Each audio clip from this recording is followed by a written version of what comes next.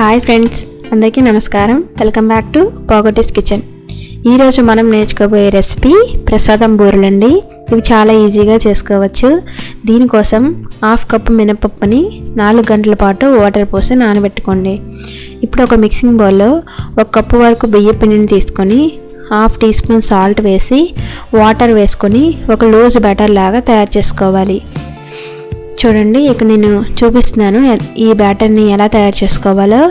ఇలా చాలా లూజ్గా అంటే వాటర్ బాగా ఉండేలాగా చూడండి, ఇలా తయారు చేసుకొని 1 గంట పాటు నానబెట్టుకోండి.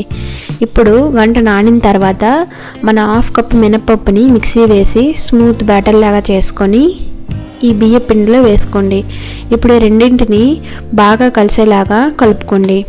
ఈ రెండు బాగా కలుపుకున్న తర్వాత ఒక 2 మినిట్స్ పాటు దీన్ని ఇలా చూపించిన విధంగా బాగా బీట్ చేసుకోండి.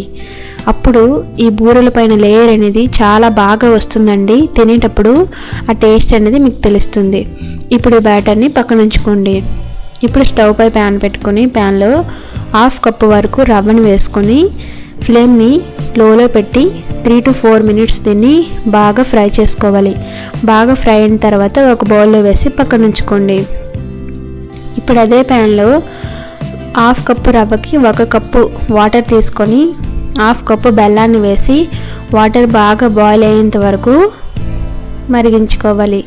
ఇప్పుడు ఒక 1/2 టీ స్పూన్ వరకు ఇలాచీ పౌడర్ వేసి అందులో మనం వేయించి పెట్టుకున్న రవ్వని వేసుకోవాలి. ఈ రవ్వని కొద్దిగా వేసుకుంటూ కలుపుకుంటే ఉండలు కట్టకుండా వస్తుందండి.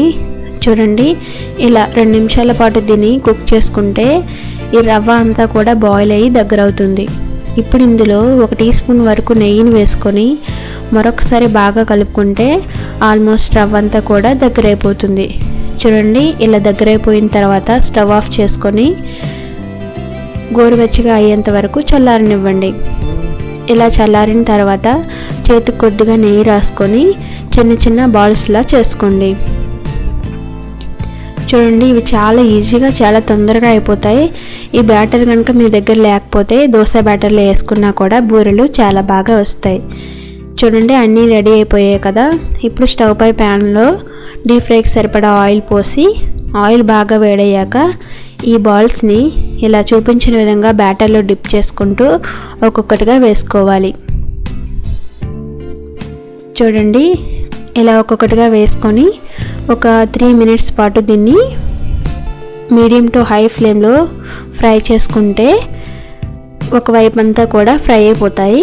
ఇప్పుడు దీన్ని మెల్లమెల్లగా టర్న్ చేసుకుంటూ మరొక 2 మినిట్స్ పాటు కలుపుకుంటూ ఫ్రై చేసుకుంటే ఎంతో టేస్టీ అయిన బూరెలు రెడీ అయిపోయాయి. చూడండి, ఎంత బాగా వస్తున్నాయి కదా బూరెలు.